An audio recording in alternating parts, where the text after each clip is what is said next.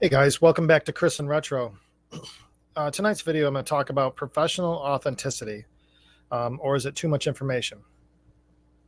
I'm going to share with you my personal story related to how I approached my addiction and recovery, and the other life that I live, my professional life. Now, on this show, I present a certain way, meeting Chris in my natural habitat, so to speak. But I have a professional environment that I work in as well. And I'll share with you just a quick picture here to give you a sense of the environment that I work in.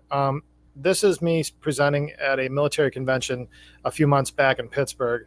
This is a retired colonel that works for me. And so this is the capacity in which I work in the lab diagnostic industry. And I'm sharing this with you, not for anything else other than just to say, that's the other side of Chris. I have a professional capacity that I operate in. I've been doing that for a couple decades now. I've worked for some large corporations. I've worked for some smaller ones, and I'm working for a distributor in federal research right now. So I'm sharing that with you because I've recently come under attack from a former employee. Now, I'm not making this video as a counterattack to that individual. I don't feel the need to do that. However, it did bring up for me the notion of where does authenticity and too much information reside. And so I will share with you some of the steps that I went through to and why it is that I behave the way I do publicly related to my addiction and my history. So I have chosen the full disclosure route.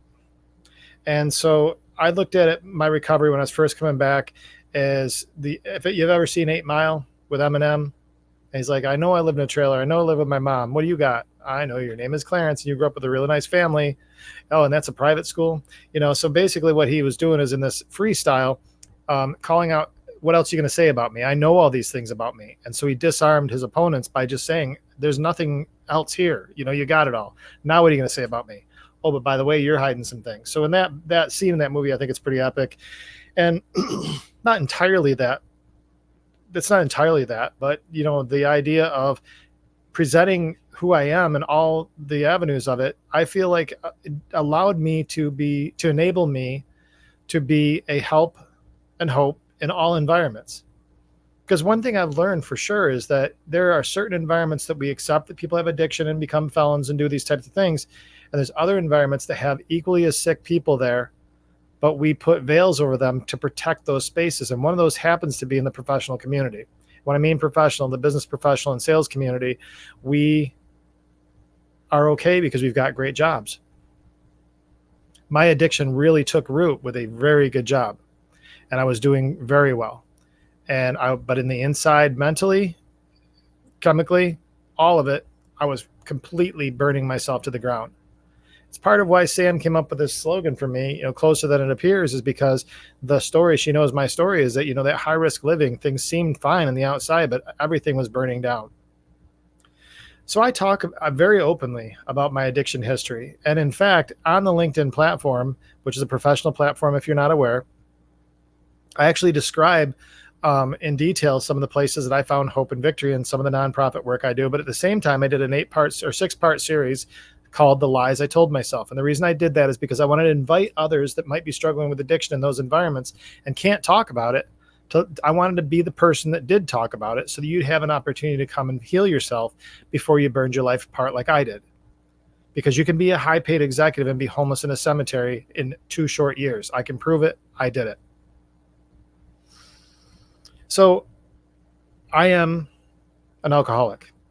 I also am a convicted felon. I got off on more felony charges than I was charged or was sentenced for, but I ultimately had one stick and I became a convicted felon for life.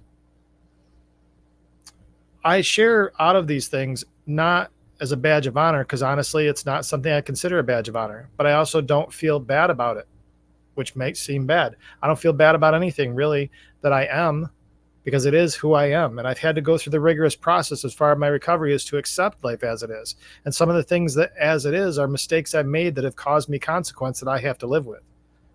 But if I live and wallow in those mistakes I've made, I'm never going to become the person and the potential that I have in me still. And so by embracing that and talking about it and being hope and help and allowing you to come towards me so I can help you not burn your whole life down like I did, That's exactly what the purpose of it was in my life. And I have to have the fortitude to move forward and accept that that happened and find value and a way to deliver a message of hope and help to others. I chose to embrace it. One of the things you'll see me say a lot is I choose to be the same Chris everywhere, everywhere. So while I dress a certain way personally that I don't dress professionally, I'm still the same Chris, always. I behave the same way everywhere. I'm sarcastic, a little cranky at times. I care. If I sign up for you and I'm loyal to you, I'm loyal to you for good. That's how it goes.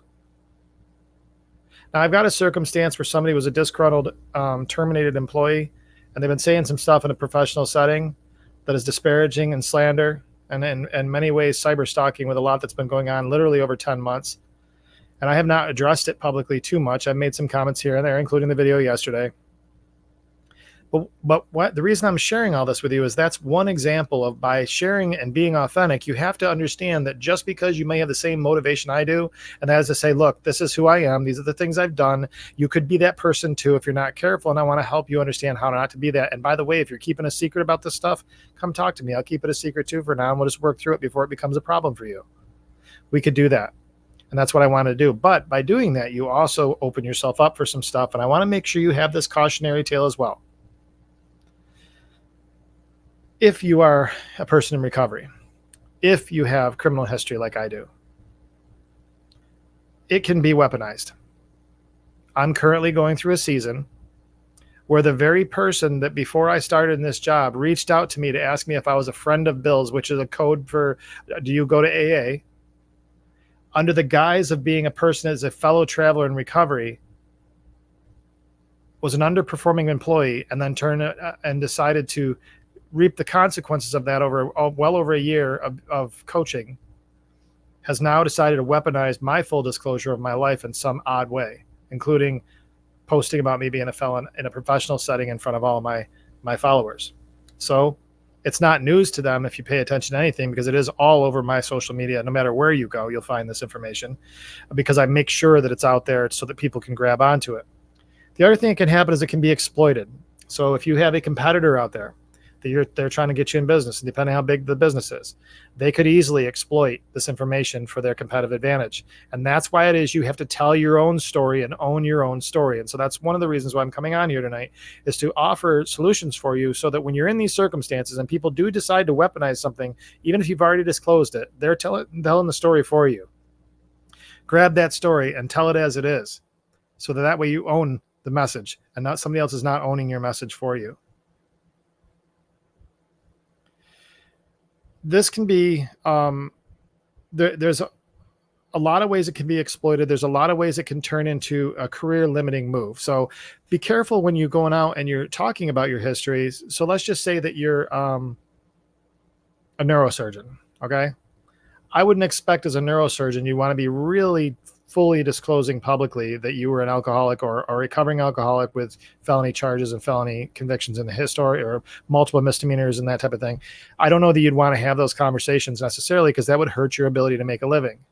However, in the quietness of counseling somebody else that might be struggling, you could come alongside them and say, I understand your journey. I can help you with this. You might want to be cautious about that. The path I took is not for everybody. I can tell you right now, it's not for the faint of heart.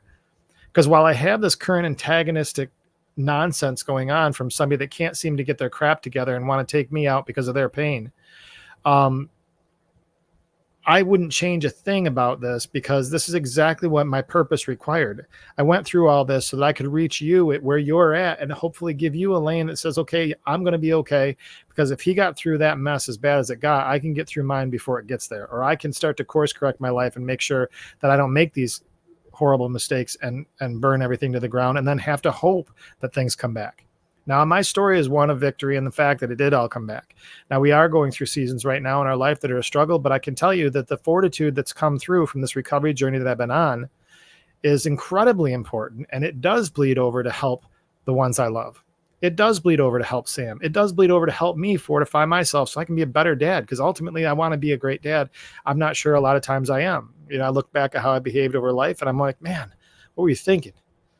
But in the end, learning these lessons, fortifying myself in these places, making sure I'm consistent and go with the programs that work and sharing that information with you so that you can find assistance in getting better ways of handling things. That's really why I chose the path I did. So you have to ask yourself the question for your own life.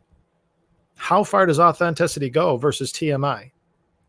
Where's your tolerance threshold for the blowback that inevitably comes when you start sharing this? Because I can tell you, for every 3 people that are supportive of the message I deliver, 20 are going, what is he doing? I don't need to know this. But they're not the ones I'm actually here for. Because the 3 that actually are wondering, and the 5 that might be quietly watching, they're going to come out of the woodwork at points in time when they're ready to move. And I've seen this over and over again for the last 7 years, where people are quietly in the periphery, and when they're ready to make a move, I'll get a message. It's happened so many times I can't even count. Some, it lands a message of hope, and sometimes they do turn it around and some don't, but they still are lurking in the periphery. So I keep telling the story and I keep being here present and showing up to make sure that if somebody's ready to make a move and I happen to be the seed of hope for them, I want to be available to plant that seed, irregardless of who's weaponizing my message and trying to discredit who I am as a professional and discredit who I am as a person in recovery. One of the things I'm so incredibly thankful for is that I am striving along spiritual lines and not perfection. I am so thankful that I don't have to be perfect, because I can tell you daily, and even as far as today, I make mistakes. I don't do this perfectly. And I'm not sure what perfect even looks like, because it seems like all of our lives have this snowflake element that has different nuance for each thing. Now, you and I can be looking at the exact same thing in terms of the elements of it. Let's just say it's a criminal charge, and we have the exact same criminal charge. The nuance of just me as a person in the middle of that stuff is going to be different than yours, because of how we behave, how we responded, how we were arrested, how we responded during the arrest. I mean, all these things take on so many different angles with things that we're not going to tell the exact same story, but we can help each other with the elements of what it is that we've gone through. And it really is our obligation to make sure, for us to keep it, we've got to give it away. We say it all the time, but it is true. Tonight, I am wrestling with the advice to give. And I guess this is really what it is, a decision for you. For my life, being authentic in my professional environment and disclosing most of my story has led to some tremendous victory in the lives of a few people that have come to me. It's fortified my journey in many ways. But in a few instances, it's caused me some real headaches. And sometimes it's caused me massively career-limiting moves where I could have had opportunities had I not talked about it. But who do I look at in the mirror? And who do I believe called me from this mess? I look at the mirror at Chris, and I believe God called me from this mess to go do some work to help people that might be thinking poorly like I did, and looking at a bottle to solve that problem, or bad behavior to hide from it. There's so much more value in me being obedient to the one that saved me than there is to me to ever succumb to the pressures of other people's opinion. My first sponsor told me that what other people think about me is none of my damn business, and that's true. Where I get fired up is when I start popping off publicly about me behind a friggin' keyboard. That makes me a little cranky, because I don't really do that with other people, and I don't expect people to do it with me. You got a problem with me? Then you probably should talk to me about it. Otherwise, shut it. And so I struggle with that. But I wouldn't change a thing. I've put myself in that line of exposure because the good that comes from that good that comes from that move of professional authenticity on the verge of possibly TMI, for me, I get to sleep at night. I don't look over my shoulder, and I find great hope in that. At the same time, when I'm standing in a room and somebody pulls me aside and says, "Hey, I saw your video," it starts a conversation. Or I read that post, starts a conversation. Over and over again, that's happened.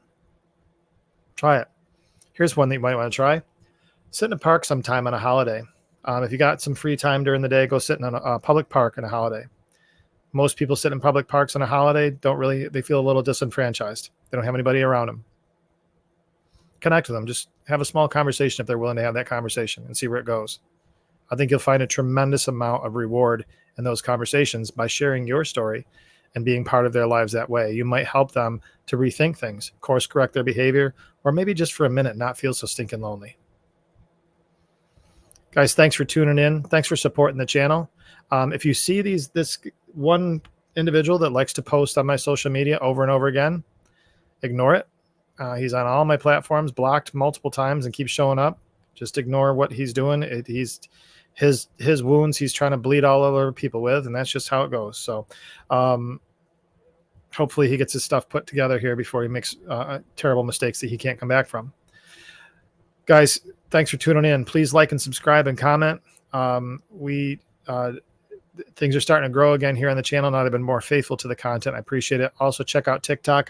Been trying to be a little more creative over there. I've changed some of the formats a little bit. I want to make sure that you guys are getting good information and bite-sized measurable chunks throughout the day until we get a subject here on the video in more long form.